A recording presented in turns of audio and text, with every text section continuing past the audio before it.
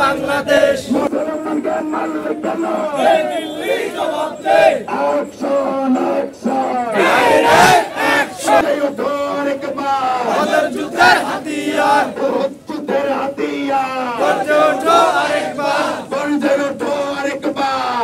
যুদ্ধের হাতিয়ার যুদ্ধের হাতিয়ার 313 হাতিয়ার সাহাবাদের হাতিয়ার ভারত প্রীতির দিন শেষ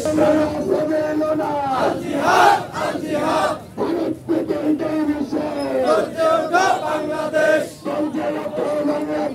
ভারত প্রীতির দিন শেষ মুক্তি পেতে চলে মুক্তি ভারত ভক্তি ছাড়ো ভারত ভক্তি পেতে চলে মুক্তি পেতে চলে দিল্লি না ঢাকা সংগ্রাম সংগ্রাম আপোষ না সংগ্রাম সংগ্রাম সংগ্রাম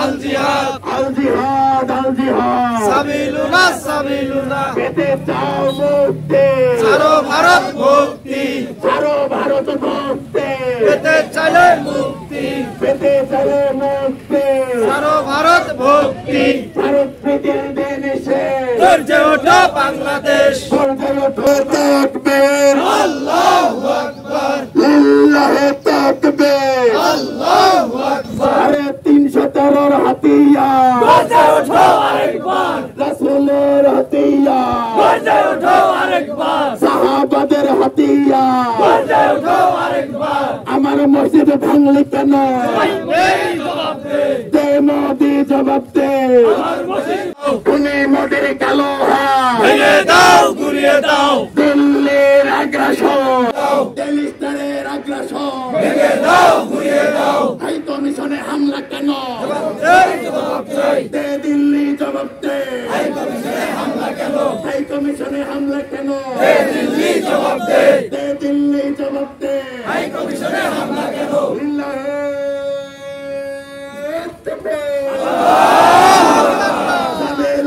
সাবেলুনা আল জিহাদ 313 হাতিয়ার গর্জে ওঠো আরেকবার গর্জে ওঠো আরেকবার 313 হাতিয়ার দিল্লি না ঢাকা ঢাকা ঢাকা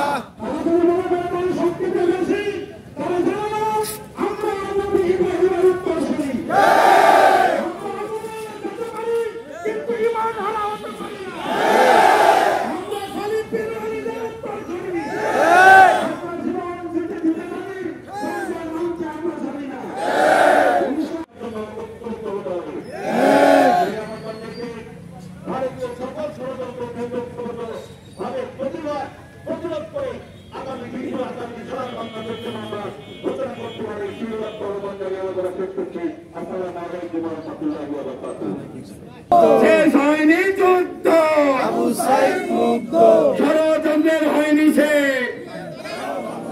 রুখে দাঁড়াও বাংলাদেশ ষড়যন্ত্রের হয়নি সে দাঁড়াও বাংলাদেশ দিল্লির আগ্রাসন ভেঙে দাও গুড়িয়ে দাও খুনি মোদির আগ্রাসন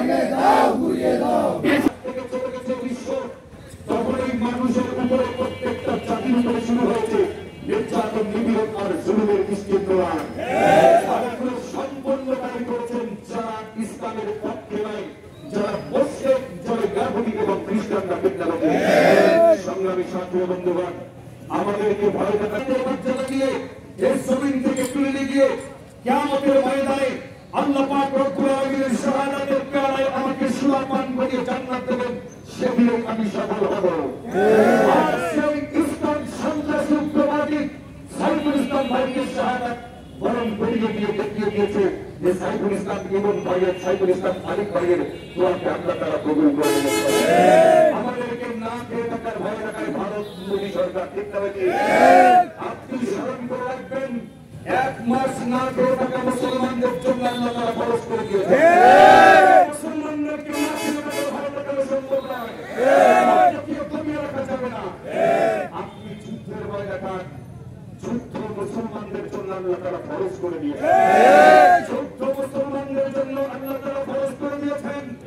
যুদ্ধের ময়দানে ঝাঁপিয়ে পড়ার জন্য, সংগ্রাম করার জন্য প্রত্যেকটা ইমানদার মুসলমান সর্বোপরি দাঁড়িয়ে আছে কখন যুদ্ধ করবে, শাহাদাত বরণ করবে। আপোষ না সংগ্রাম, সংগ্রাম সংগ্রাম, আপোষ না সংগ্রাম, সংগ্রাম সংগ্রাম, আপোষ না সংগ্রাম, সংগ্রাম সংগ্রাম। আমি বলতে চাই, আপনি মুসলমানদের শাহাদাতের তামান্না প্রত্যেকটা মুসলমানদের অন্তরের ভিতরে, মুসলমানদেরকে মৃত্যুর ভয় দেখিয়ে, না খেয়ে থাকার ভয় দেখিয়ে, যুদ্ধের ভয় দেখিয়ে কমিয়ে রাখা যাবে না। গোটা বিশ্বের মধ্যে মুসলমান জাতিকে, গোটা বিশ্ব ছেড়ে সকল অস্ত্রের দিকে যেতে পারে, তোমাদের অস্ত্র বেশি রাখতে পারে, তোমাদের সৈন্য বেশি রাখতে পারে, টেকনোলজি বেশি রাখতে পারে, কিন্তু মুসলমানদের ইমানের কাছে কোন শক্তি দাঁড়াতে পারবে না। আমি সকল মুসলমানদেরকে বলে দিতে চাই, আমাদের প্রিয় রহমান ডাক্তার শহীদুর রহমান বলেছেন, দেশের 1 ইঞ্চি মাটি আমরা কাউকে ছেড়ে দেব না। আমাদের শরীরে এক ফোঁটা রক্ত যতক্ষণ পর্যন্ত থাকবে, দেশের স্বাধীনতার সার্বভৌমত্বকে রক্ষা করে যাব আমরা। কোন নাপাক শরীর এই বাংলার জমিনে আমরা থাকতে দিব না, শরীরের পাকে আমরা প্রবেশ করতে দিব না। প্রত্যেকটা হিন্দু ভাইকে থেকে জানিয়ে দিতে চাই, প্রত্যেক জাতি ধর্মের ব্যক্তিদেরকে জানিয়ে দিতে চাই, আমরা সকলেই বাংলাদেশে ঠিক আছে। মুসলমান, হিন্দু, বৌদ্ধ, খ্রিস্টান সকলেই আমরা বাংলাদেশি। আমাদের পরিচয় হচ্ছে আমরা বাংলাদেশি, ঠিক আছে।